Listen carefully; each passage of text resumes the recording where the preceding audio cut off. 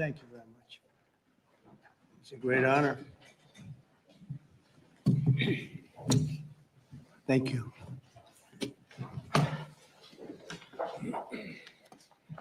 It's a long time, 35 years. They fought, and now they're friends, and they're going to be friends for a long time. But it's a big, beautiful honor to welcome everyone to the White House for this very historic peace summit between Armenia and Azerbaijan. It's really a great thrill for me. I love seeing good people get together, and that's what you have. You have two great leaders. I want to congratulate these two visionary people, Prime Minister Pashinyan and President Aliyev, for coming to Washington to sign this momentous joint declaration. It's a tremendously important document, and it's been a long time in coming. They were explaining before that so many times they thought they could get there. It never happened, just never happened. I also want to thank Secretary of State Marco Rubio, Special Envoy Steve Witkoff, and their teams at the State Department. And I see that we have Chris Wright outside and Senator Steve Daines sitting right here. Thank you, Chris. Thank you very much. And Steve, thank you very much. And we have some other wonderful dignitaries, including the dignitaries from your country. But they provided tremendous diplomatic assistance. And Marco, congratulations. It's a big thing. Keep going. He got many jobs.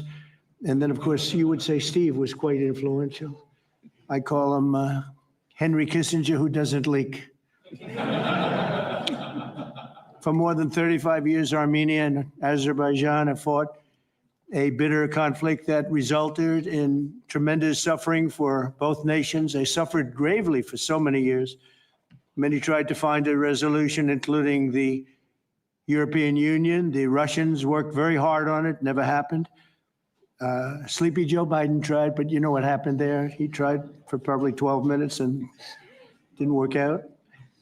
And many other countries tried, and they were unsuccessful. But with this accord, we've finally succeeded in making peace, and we just left the Oval Office where we signed voluminous documents and very important elements to the agreement. The country of Armenia and Azerbaijan are committing to stop all fighting forever, open up commerce, travel, and diplomatic relations, and respect each other's sovereignty and territorial integrity, so importantly. And I just spent a lot of time with these two men. I think they're going to have a great relationship. You want to know the truth? They didn't see each other that much, but they probably will. I think they're going to have. I think you two are going to have a great relationship. I have no doubt. And if you don't, call me and I'll straighten it out. Okay. Very importantly, we have also resolved the key issue that foiled previous negotiations. This declaration establishes what they are calling a great honor for me. I didn't ask for this. The Trump route for international peace and prosperity, which is a special transit area that will allow Azerbaijan to get full access to its territory of Nakhchivan while fully respecting Armenia's sovereignty. So they're going to be able to really live and work together, and it's amazing. So that's a very important territory, I guess, very special territory to you, and now they work together. Armenia is also creating an exclusive partnership with the United States to develop this corridor, which could extend for up to 99 years. And then they promise in 99 years they'll extend it, right? You'll promise. But we anticipate significant infrastructure development by American companies. They're very anxious to go in to these two countries, and they're going to spend a lot of money, which will economically benefit all three of our nations. This is incredibly positive news for the future of the entire region, and it's a very important region, as you know. Additionally, the U.S. is signing a bilateral agreement with both countries to expand cooperation in energy, trade, and technology, including AI. And in terms of energy, Chris is here representing our country, and there's nobody better than Chris Wright. And Chris, I understand it's very fertile. It's a very fertile area. So I appreciate everything you've done. You've done amazingly well. You've got We've got the gasoline prices coming way down from where they were. And it's really been something to watch. We are drilling like we haven't drilled in many years, I guess I could say ever before, and we just started. We're also lifting restrictions on defense cooperation between Azerbaijan and the United States of America. The president, that's a big deal. Unless, is that important to you? I think so. That was pretty good. They're very happy about that. So am I. As president, my highest aspiration is to bring peace and stability to the world. Today's signing follows our success with India and Pakistan. They were going at it. They were going at it big, and they were great, two great leaders that came together just prior to what would have been a tremendous conflict, as you know, a nuclear conflict probably. Also the Congo and Rwanda. Now that was one which was going on for 31 years. You have them beat. 35 years you had them beat. But that was going on for 31 years, and we have it all done, and people are very happy. That was a rough one. That was nasty. 7 million people that they know of died. Also, just recently, Thailand and Cambodia, that was one that was just starting, that 2,000 people were dead on the border, but it was just starting. And I was talking to one of the two nations on trade, and I said, I'm not going to sign a trade deal if you guys are going to fight. And I got the other one. And again, great leadership, Thailand and Cambodia. And before it got started, beyond that first couple of days, we stopped the war.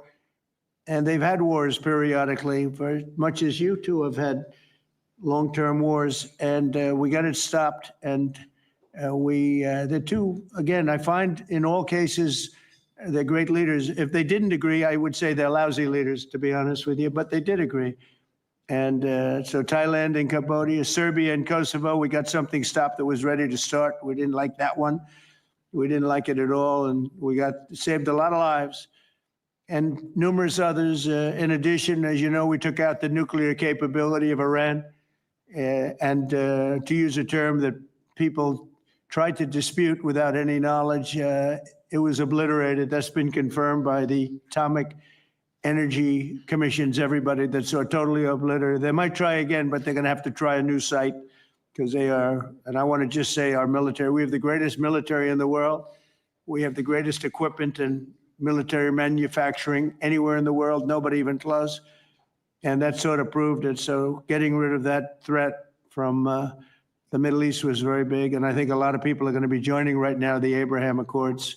It's going to be very important. So hopefully we're going to have many more successes. I hope we're not going to have too many more in this field, because hopefully we're not going to be seeing too many more wars. But I came in and this whole world was on fire. All these things were sort of happening. We've only been here for 6 months. The world was on fire. We took care of just about every fire, and we're working on another one that you're reporting on very strongly with Russia, Ukraine, and we'll have some more information for you a little bit later. But I want to ask these two very special people. Again, I've gotten to know them. They're very special people, and I think they have the potential to have a great personal relationship, which is always good, but also a great just relationship. And if I might, may I ask you to say a few words, sir? Thank you very much, Mr. President. First of all, thank you for invitation. It's a big honor to be invited by the President of the United States for this historic event. Actually, we are writing a new history in a bilateral interstate relationship between the United States and Azerbaijan. We are starting the path towards a strategic partnership. The Charter on Strategic Partnership will be elaborated within several months, and that is a historic achievement for Azerbaijan, because to be in the format of strategic partnership with the greatest country of the world is a great opportunity and also a very big responsibility. And this strategic partnership format embraces so many important areas: mutual investment, trade, energy, connectivity, transit, AI, defense sales, counterterrorism.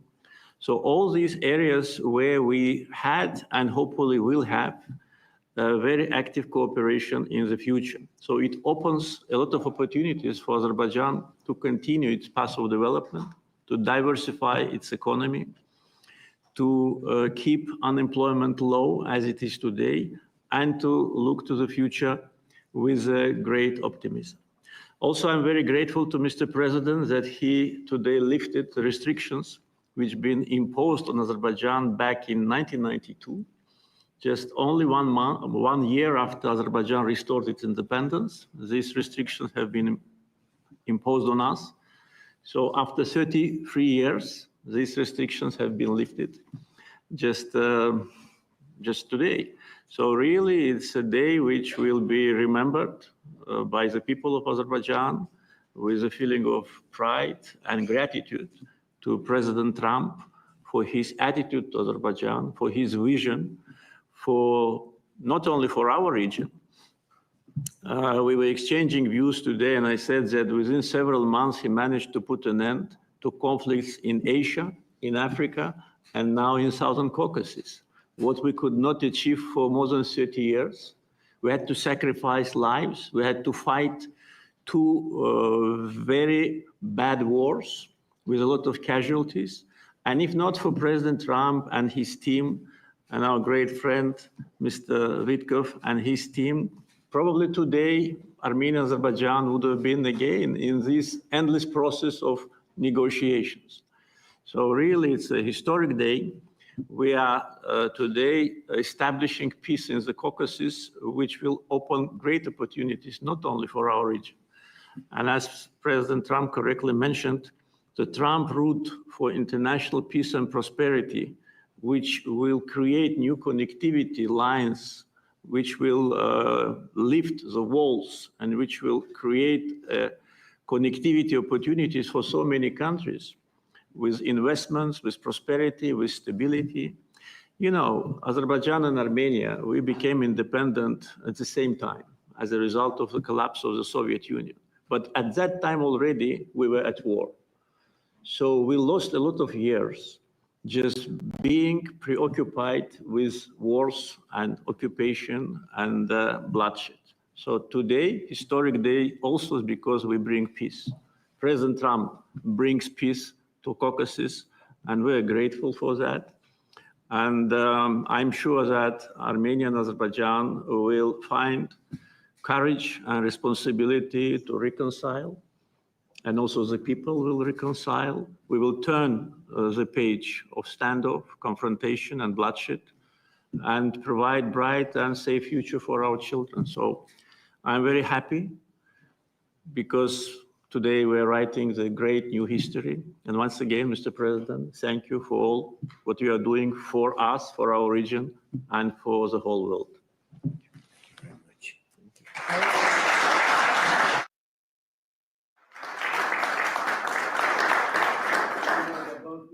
Great leaders. How long have you been in the leadership position?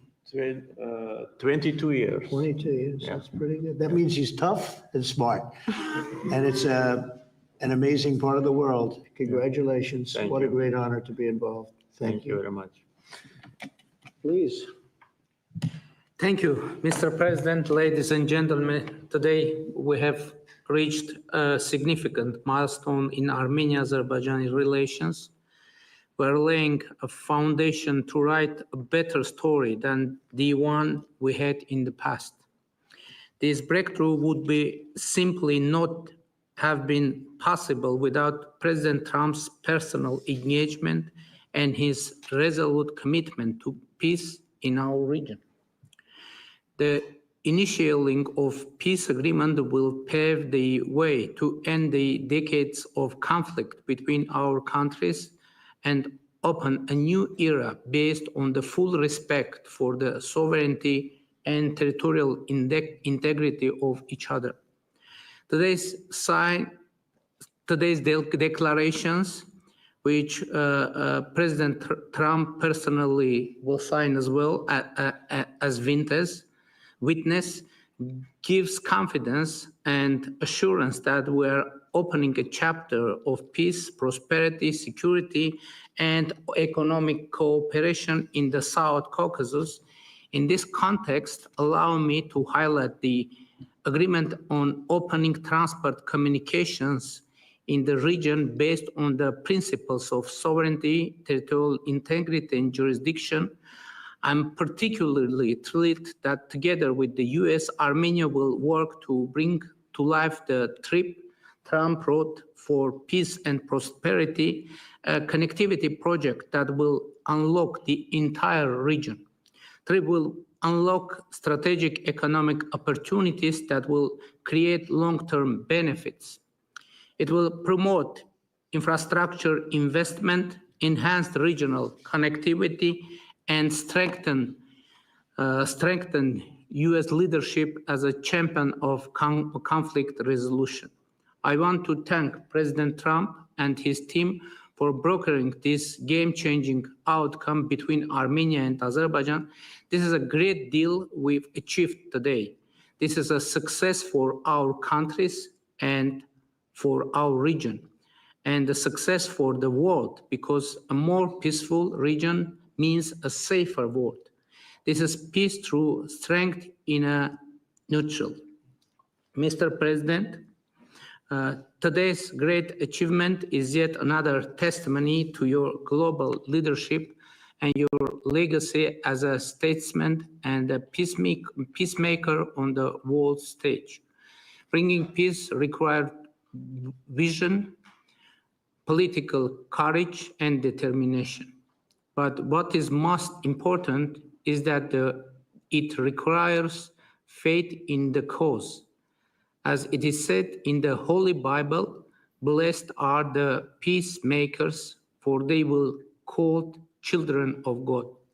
May God enlighten this way. Thank you, and my congratulations to all of us, President Aliyev, to you, to all of us, colleagues from Azerbaijan, Armenia, United States, and all the people of our region, all the people of our countries, and my congratulations to the world, because, as I said, it will definitely make world a better place. Thank you.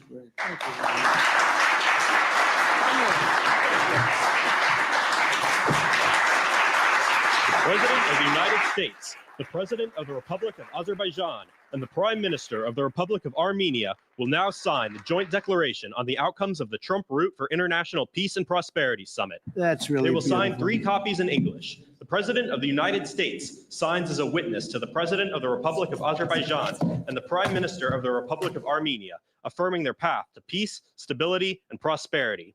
We kindly ask that all guests remain seated for the signing of the documents.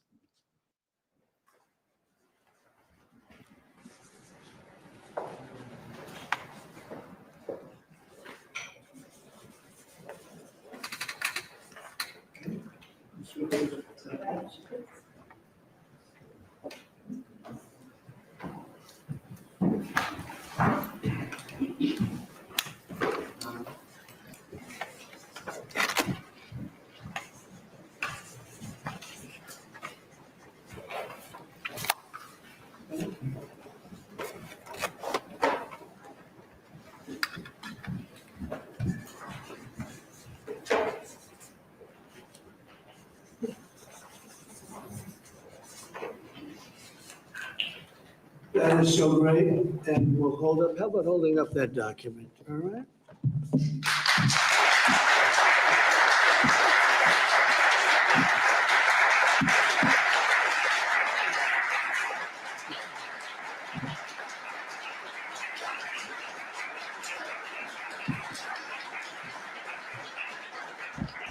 Well, thank you. This is really a big day, and we have some other big announcements, but I didn't want to make them because I don't want to do anything that could even in a little way overshadow what's taken place today. 35 years of death and hatred, and now it's going to be love and respect and success together. And I didn't really want to do anything that would in any way overshadow. I don't think it can be overshadowed when you're at war and so many people have suffered and so many people have been killed. And now you're going to have great peace. And I look forward to that corridor, because that corridor sounds, I'm going to have to get over there. I'll bring Senator Daines with me, and we're going to have to get over this, Steve. So, but this is a really great achievement, and I congratulate you. You're two incredible leaders. You're going to go down in history.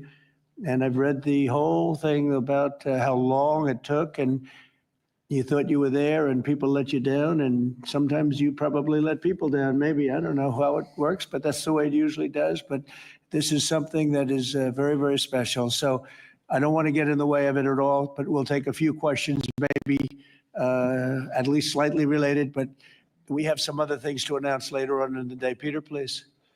Related, just because you mentioned the elusive peace in Ukraine.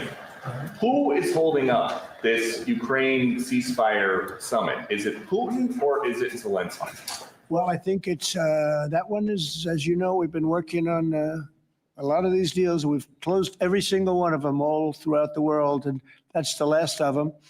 And they're losing, Peter, about 6, maybe even 7,000 soldiers every single week. Russia, as you know, lost almost 25,000 over the last month and a half, and Ukraine lost just a small number, fewer. It's a lot of people are dying, and I think we're getting very close. And we're going to be announcing later on. We're going to have a meeting with Russia. We'll start off with Russia, and we'll announce a location. I think the location will be a very popular one for a lot of reasons. But we'll be announcing that a little bit later. I just don't want to do it now because of the importance of what we just did. And I completely understand that. Just a follow-up. Are you surprised that Zelensky hasn't figured out by now, in years of war, how to deal with you and to deal with Putin without needing permission to make concessions from his parliament or from a national referendum? Well, he's going out and getting what he needs. You know, he's not authorized to do certain things. I said, well, you're going to have to get it fast because, you know, we're getting very close to a deal. And he's doing that, and he's working with the European nations, and they're terrific people, terrific leaders, NATO. And as you know, I became very friendly with them. They agreed to go from 2% to 5%, 2% that they didn't pay to 5% that they've already paid.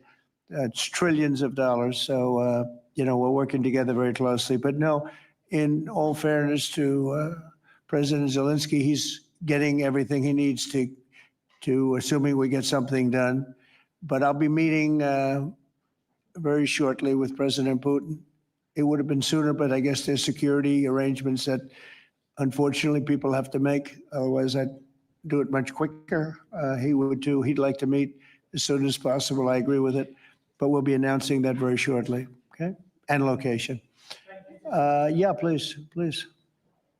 Mr. President, with this meeting with Putin, is this Russia's last chance to achieve peace? And do you expect Ukraine to make any type of territorial concession? Yeah, I don't like using the term last chance. Look, it's, you know, look, this is two very, very smart people. They've been going at it and their predecessors also very smart.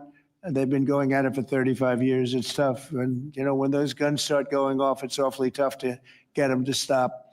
It really does. It's a war that should have never happened. It would have never happened if I were president. There was no reason for it. So many people are killed, so much cultural destruction. You look at those magnificent towers, the most beautiful in the world. You know, the spires were considered the most beautiful in the world. They're all in a million pieces laying on the ground, all obliterated, knocked into a million pieces. So sad. But millions of people have died. And very, very much set in their ways. A lot of people were set in their ways, but I think we're getting close. I mean, this was not my war. This was Biden's war. But the European Union has been great. As you know, they're purchasing equipment from us. They have a lot of money, and they're spending a lot of money on buying equipment. We're not spending money, but we are supplying them equipment. They're paying for it.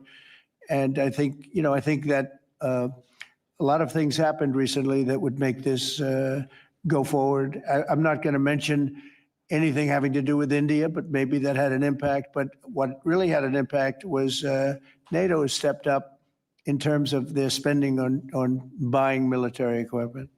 You know, we're in for probably through Biden and his people, $350 billion. $350 billion. When they hear these numbers, you're saying that's a lot of money.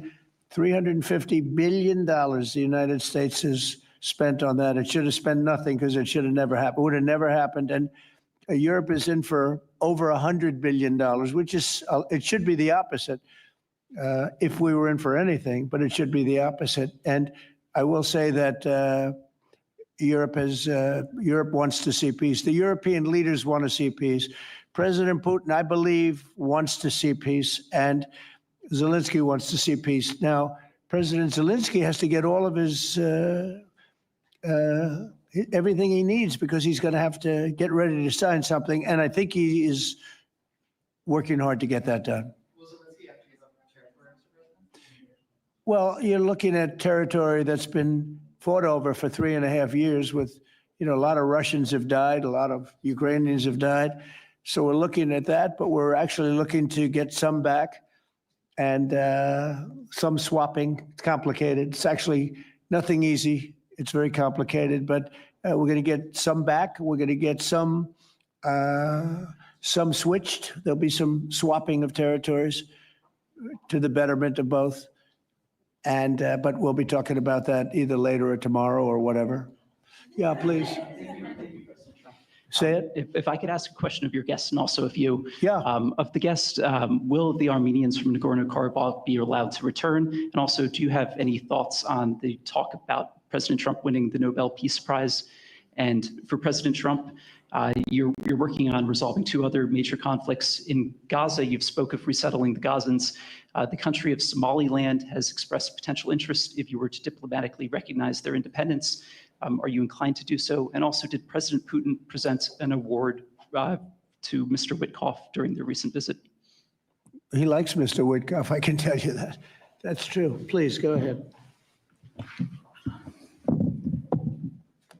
I think President Trump deserved to have a Nobel Peace Prize, and we will defend that, and we will promote for that, and that's obvious.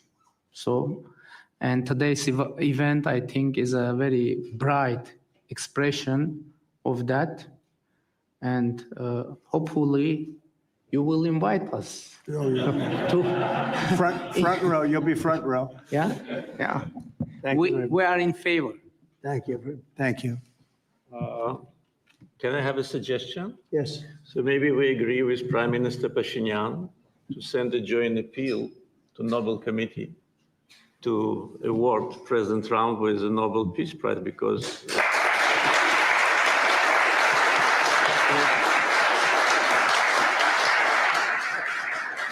from the leaders of the countries which were at war for more than 3 decades, having this historic signature here, it really means a lot. This is tangible result of President Trump's leadership, and no one could have achieved that. There have been many presidents here since beginning of 90s, and the so-called Minsk process, which, by the way, today we put an end to with my Armenian colleague, started in 1992. So negotiation under the auspices of OSCE continued for more than 3 decades without any result. So who, if not President Trump, deserves the Nobel Peace Prize? I don't want to go into the history of some very strange decisions of the Nobel Peace Committee to award the prize for someone who didn't do anything at all. But President Trump in 6 months did miracle. So I think that my Armenian colleague will support it, and judging by the reaction of the audience, I think as soon as we come back, we will agree to issue a joint letter, and hopefully, and I also join when President is awarded, we hope that he will invite us to the ceremony. You certainly will be. Thank you very much. Do we have draft to sign now? Well, we'll see what happens. We already It's like to early. sign. Thank you very much. It's very nice. We're looking into that right now. Good question, actually, and another complex one, as you know, but we're working on that right now. Somaliland. Thank you so much. I wanted to ask you, have you spoken to Russian President Putin yet? And would you go to Russia or Ukraine? And what exactly would you say We'll to be him? announcing the location, and maybe a little while, and I think you'll be very happy. We'll see what happens, right? All we can do is do our best. We've been working on this one for a long time. This is a very complicated one also. This was extremely complicated, but we made it less complicated, and we had two very brilliant people on my right and my left. They understood what was at stake. I think if it didn't get done now, it might have never gotten done. So this is the same, very similar with Ukraine. It became more and more complicated as time went on. It was simple at the beginning. It wasn't going to happen, but it became more and more complicated. But I think we're getting close. Yes, ma'am. Yes, go ahead, please. Could the location for the summit be Italy? Location. Oh. I will give it to you very soon. Honestly, I don't want to do anything. These guys, I don't want to do anything where that's like, because this is a bigger story than a location. A location's good. I'm a real estate person. I know about a location. But there's nothing to compete with this in terms of what we're doing today. It's just such a great achievement for these two. Really, they'll go down as great leaders for what they did. I put them together, but what they have been able, and I don't want to do anything. So we'll talk about it later. Today, we'll give you a location today. And what about the war on the cartels too? You were talking about sending military forces to fight against the drug cartels in Latin America. Do you think it's worth sending our forces, our U.S. forces there to take this on? Cartels where? Central Latin America. Well, Latin America's got a lot of cartels. They've got a lot of drugs flowing. So, we want to protect our country. We have to protect our country. We haven't been doing it for 4 years. And we love this country like they love their countries. We have to protect our country. So, we're playing a tough game, but we'll have more to say about that soon. Yes, ma'am. Mr. President, I'm Musala from Azerbaijan News Agency Report. So we are grateful to be here. Today you host a truly historic meeting. As a person who values diplomacy and global interaction, do you consider the possibility to visiting Azerbaijan? Actually, you mentioned Azerbaijan and Armenia after this meeting. Well, To visit our countries, do you consider to visit? Wow. which one do I consider better? Yes. Oh, I think if I ever said that you would say, this guy couldn't have solved the problem. You know what? I consider them both great, okay? And you know what? They're going to be even greater. But and they're very different in many ways, but they have a lot in common. But they're both great as far as I'm concerned. Yeah, please. It's an interesting question, right? That would have been a hell of an answer if I said, well, I think I like this one or that one. No, we don't do that. Go ahead, please. Mr. President, first of all, thank you for bringing peace to South Caucasus, something that no one has been able to achieve in 35 years. Thank you. That's number one. We also noticed that you think highly of the commitments that the sides have taken on and assumed. However, considering the long history of conflict and the fact that this is not a legally binding document, will there be consequences if at some point one of the sides takes a step back? I don't think it's going to happen. I think it's going to be very good. And I told them, I gave them a personal commitment. If there's, there's always little problems here and there, right? The big ones have been solved. These are the giant ones have been solved. But if there's conflict, they both know they're going to call me and we're going to get it straightened out. They're not going to have a problem. Where are you from? Armenia. Okay, good. Very good. I was wondering, it was a very unusual question. But it's not unusual considering you're from Armenia. If there's a problem, we will get it worked out. I told them both, don't let the problem last. We get it early and we'll get it solved. Good reporter you have over there. Okay? Can I add? Please. Can I add? First of all, I'd like to say that today we initialed the peace deal, which was in the process of negotiations for quite a while. The fact that it is initialed here in the capital #1 of the world, in the office #1 of the world, and in front of the great president of the United States means that there should be no doubts and no suspicions that any of the sides would step back. If any of us, Prime Minister Pashinyan or myself, had in mind to step back, we wouldn't have come here. So you can be absolutely sure, as well as Azerbaijani community, that what has happen today will result in peace, long-lasting peace, eternal peace in the Caucasus. That's a very nice. I'm sorry. I'm sorry. Fully agree and nothing to add. That's very nice. Two statements, and that's a beautifully stated statement. Let's go. A couple of more. Yeah, please. Many in the South Caucasus have pinned the blame on your predecessor, Joe Biden, and his Secretary of State, Antony Blinken, for obstacles in America's bilateral relations with Azerbaijan and peace in that part of the world. How important is it to you to elevate your country's partnership and your administration's partnership with Azerbaijan, with Armenia, and how important is this for your legacy? Well, to me, it's very important, but it's, you know, I know the history of what was going on because I do a lot of reading, and they've been at a vicious, you know, they've had a very contentious relationship for a long time. It's war. Most of the time was war. And so to get it done, they're great people. I know a lot of people from Armenia. I know a lot of people from both countries, and they're incredible people, and it shouldn't happen what has happened. I wish we could have been here sooner, you know, if the election were different. I'm going to be nice today. I'm not going to be controversial and say the election was rigged. I would have had this thing solved 4 years sooner. But the truth is, that's right. If the election weren't rigged, I would have been here 4 years sooner. We would have signed the same agreement 4 years sooner. But it didn't happen. And the Biden administration did really very little, actually nothing to get it done.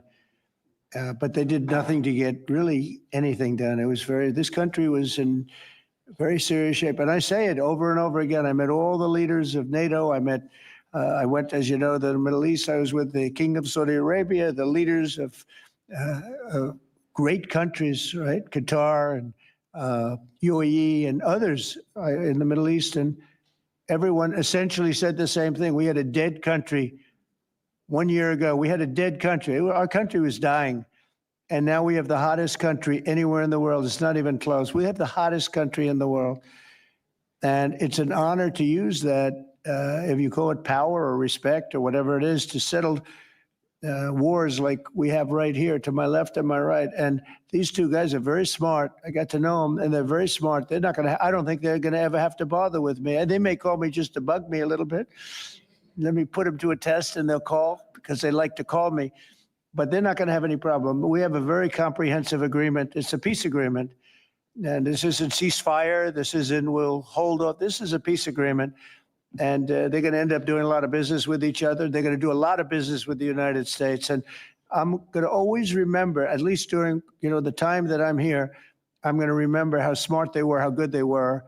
And when it comes to trade and other things, we're going to always go 100% out. We'll go out of our way to make sure it comes out good for them. They did an amazingly good thing and a very brave thing. It's a very complicated part of the world they come from, very tough part of the world. It's a tough, but smart part of the world, smart, tough people, and great wealth, great energy wealth. I was talking to Chris, and you were saying in terms of wealth, it's enormous wealth.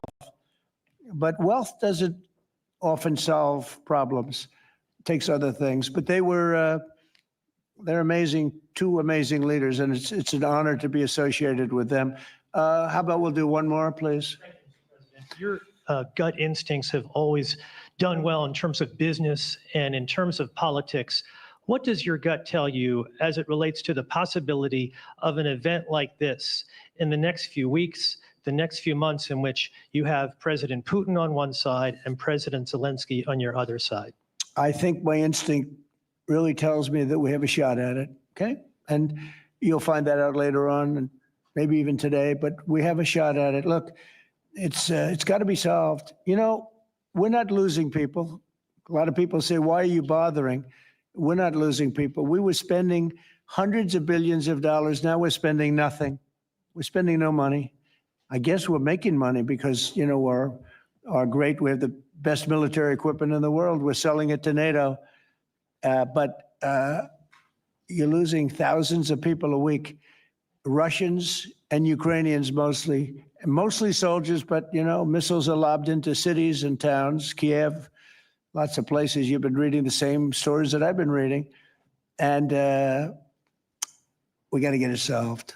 The Norwegian Nobel Committee will make their announcement as it relates to this year's Nobel Peace Prize on October the 10th, Friday, October the 10th. Is that date circled on your calendar, Mr. President? I can't say. I mean, a lot of people say, no matter what I did, because, I'm of a certain persuasion, no matter what I do, they won't give it.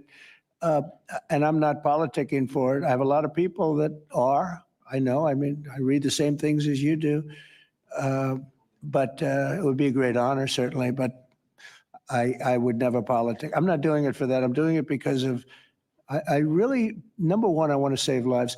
That's why I'm involved so much with Ukraine and Russia. It's saving lives of Russians and Ukrainians. It's not American lives. Now, I would say this, that war could have escalated in something much, but that could have been a world war.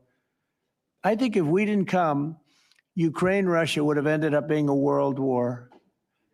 And I stopped that. That stopped. Now, the only question is, when is it going to be settled? And it could be very soon, but when is it going to be? But that would have been a world war. If I didn't come along with a very talented group of people sitting largely right here, but there are others not in the room that are very talented, I think Russia, Ukraine would have had a very, very high degree, I think even probably would have ended up being in a world war. I don't think people talk about that now because they don't see it anymore, but we brought it down a long way, but that was getting to a point. When I first came in, I said, wow, this thing is really bad. And it could have escalated to a level that you people would have been very unhappy with. Yeah. Your predecessor, Mr. President, President Ronald Reagan, had a phrase as it relates to dealing with the then Soviet Union and also Mikhail Gorbachev. The phrase was trust but verify. Do you subscribe to that same view as it relates to Mr. Putin and Russia? Well, I do, relating to everybody. I mean, not just President Putin, but also people and leaders that I deal with. Look, I'm dealing with trade. And some of the worst deals we made, some of the worst trade deals we have, I talk about friend and foe, right? Friend and foe, two interesting words. Some of our worst trade deals were not with the foe, they were with the friends. Our friends were just killing us on trade. Not anymore, not anymore. We're taking in trillions of dollars and we're respected and we're settling, through trade, even a little bit here, less here than on some, but through trade, I got things settled. With India, Pakistan, I think it was trade more than any other reason. That's how I got involved. I said, I don't want to be dealing with countries that are trying to blow up themselves and maybe the world. They're nuclear nations. That was a big one. Getting that one settled, I think you'd agree. That was a big one. And they were going at it. They were shooting airplanes out of the sky. 5 or 6 planes got shot down in their last little skirmish, and then it was going to escalate from there. And they could have gotten to be very, very bad. Now, I want to save a lot of lives. I love saving lives. That's what it's about. And, when you save lives, you really end up having a peaceful world. Usually that ends up pretty well. I want to thank everybody, but in particular, these two great leaders for having the courage to do what they did today. And they're going to go down in the history books. And it's a great honor to be involved. Thank you very much.